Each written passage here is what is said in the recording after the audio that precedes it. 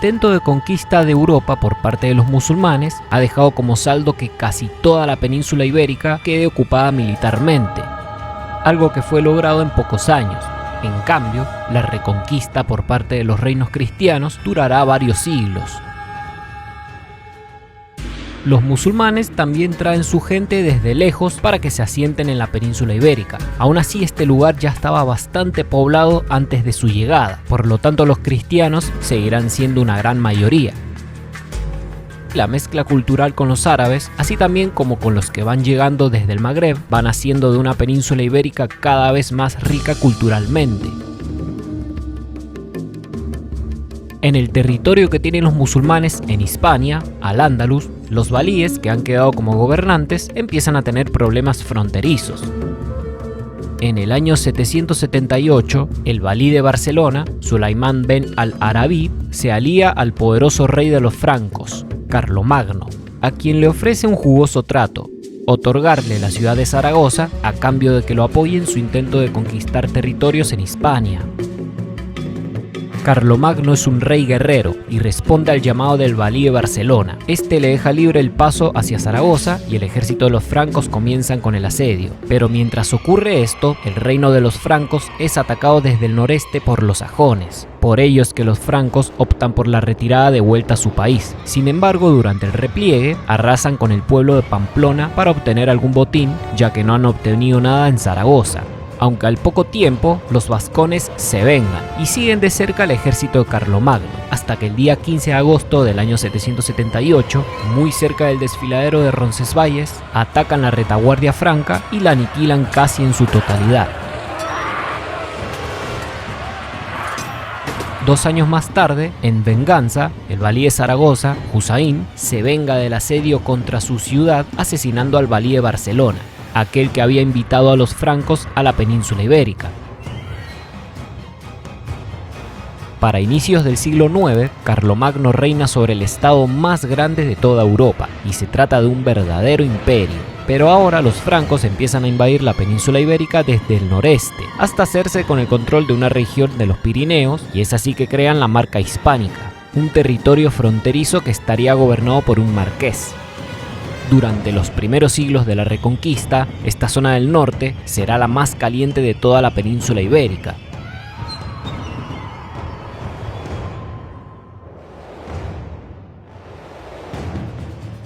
El conde de Bigorra, Íñigo Arista, intenta hacerle frente a la influencia del poderoso imperio carolingio y lucha contra los francos en un combate que se produce de nuevo muy cerca de Roncesvalles, en donde el ejército de Carlomagno había sufrido un desastre años atrás, y ahora tampoco es la excepción, ya que los carolingios vuelven a ser derrotados.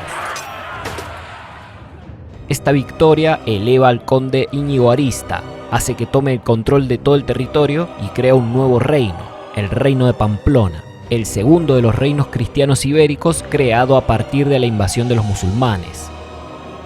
Las tropas de Íñigo Arista vencieron al ejército carolingio y crearon el reino de Pamplona en el mismo año, en el 824. Un poco más al sur, en el territorio ibérico que está entre el nuevo reino de Pamplona y la Marca Hispánica de los carolingios, también está surgiendo un nuevo poder, la familia de los Banu Qasi. Son los que dominarán esta región, y se dice que descienden de un poderoso noble visigodo que antes dominaba esa región, pero ahora esta familia se convierte al Islam y se hace aliada del emir, a quien le juran lealtad.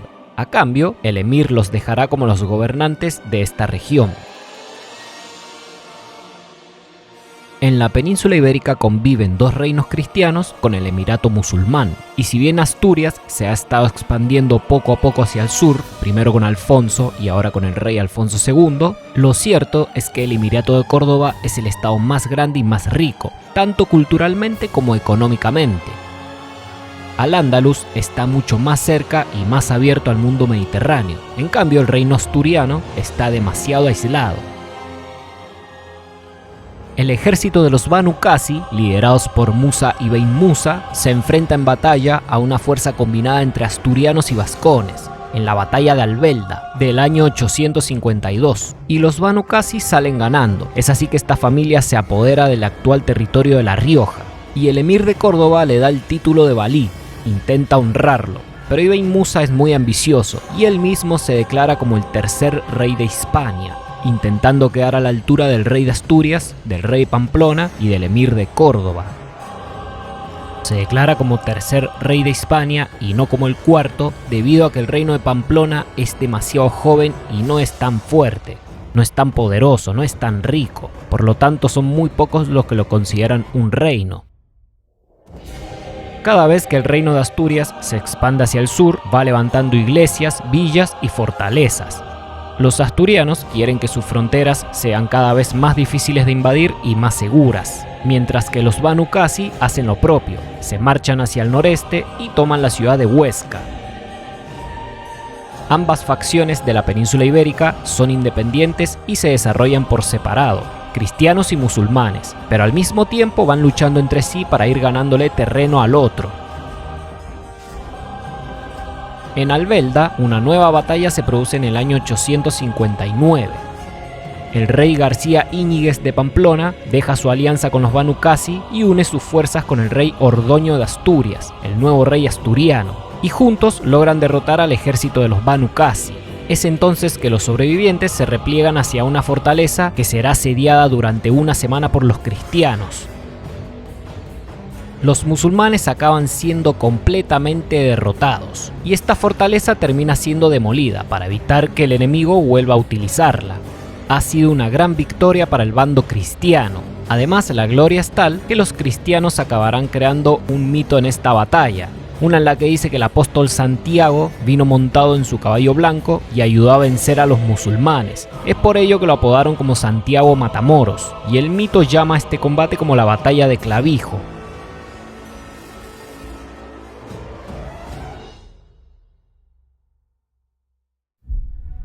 Esta batalla se convertirá en un hecho legendario en el futuro. Ha sido un duro golpe para los musulmanes en el norte de la península ibérica y confirma que los reinos cristianos son fuertes, que resisten y que también se están fortaleciendo. Pero lo más importante es que deja un mensaje bastante claro: no será fácil subyugar a los cristianos. Tanto Al-Ándalus como los reinos cristianos del norte se van desarrollando por su cuenta. En Al-Ándalus, los musulmanes levantan sus propias mezquitas, utilizando su propio estilo de arquitectura. Pero en los reinos cristianos del norte empezará a surgir un nuevo estilo de arte y arquitectura, el románico. Por otra parte, debido a tanta guerra entre cristianos y musulmanes, la política religiosa se vuelve más dura. En Al-Ándalus ya es obligatorio que los cristianos tengan que convertirse al Islam, además de que tienen que pagar más impuestos si es que siguen con su propia religión. Y la mayor parte del pueblo de Al-Ándalus es mozárabe, son cristianos que se han vuelto al Islam. Lo han hecho por conveniencia propia, ya que así obtienen mayores privilegios y menos impuestos. Esto hace que el emir Abderramán II y luego su hijo Mohammed hereden una Al-Ándalus bastante descontenta con sus políticas, ya que sus políticas sociales están siendo muy a favor de los musulmanes.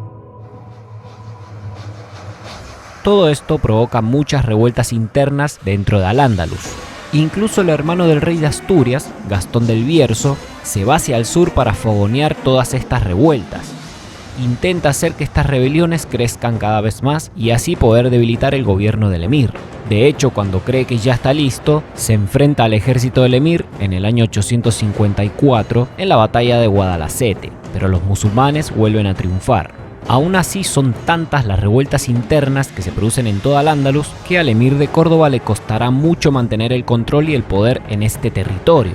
De hecho, con el pasar del tiempo, todos los emires que vendrán serán cada vez menos poderosos y tendrán que enfrentarse a cada vez más revueltas.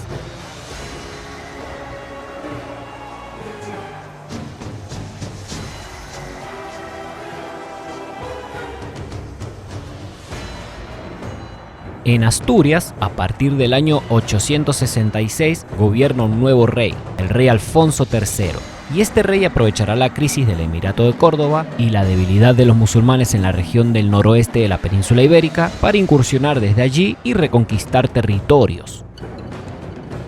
Alfonso III es el rey cristiano ibérico que más lejos llegará en sus campañas contra los musulmanes hasta el momento. Primero penetra en Al-Ándalus con su ejército y se va bastante al sur de la península. No conquista ninguna ciudad, pero sí saquea muchas, y cuando vuelve al norte lo hace con un gran botín de guerra. En las futuras campañas, Alfonso III sí reconquista una buena parte del territorio que está al norte del río Duero, con lo cual el reino de Asturias va creciendo en tamaño poco a poco, se va fortaleciendo y tanto las villas como las ciudades también van creciendo en tamaño. Además, aquellos pueblos que los musulmanes están dejando abandonados a causa del avance de Asturias van a ir siendo repoblados poco a poco por los cristianos de toda la península ibérica.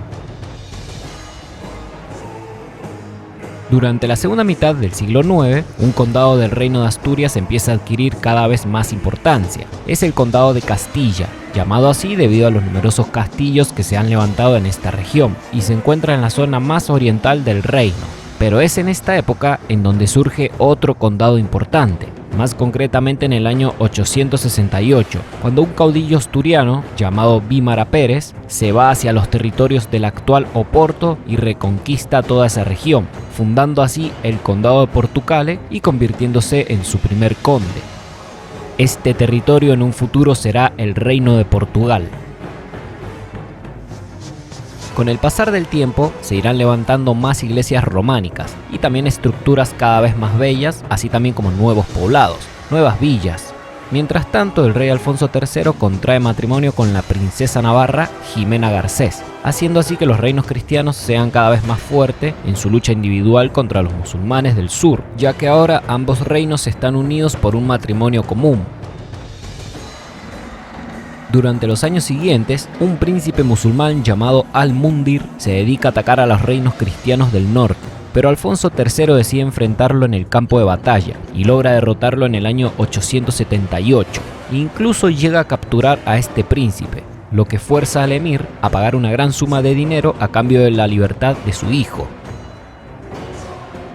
El ejército del rey Alfonso III vuelve a derrotar a los musulmanes del sur en el año 901, cuando el príncipe omeya Ibn al-Qit le ha declarado la guerra a todos los cristianos de la península ibérica. Ha declarado la yihad, por lo que cuando su ejército musulmán fue hacia la ciudad de Zamora, Alfonso III fue a su encuentro para luchar, lo que dio comienzo a una sangrienta batalla. Será conocida como la Jornada del Foso de Zamora, o simplemente como el Día de Zamora. Tras una brutal y muy reñida batalla, los cristianos salen triunfando, y más tarde pusieron las cabezas de los musulmanes caídos en las murallas de Zamora, incluyendo la del príncipe omeya, Ibn al-Qit.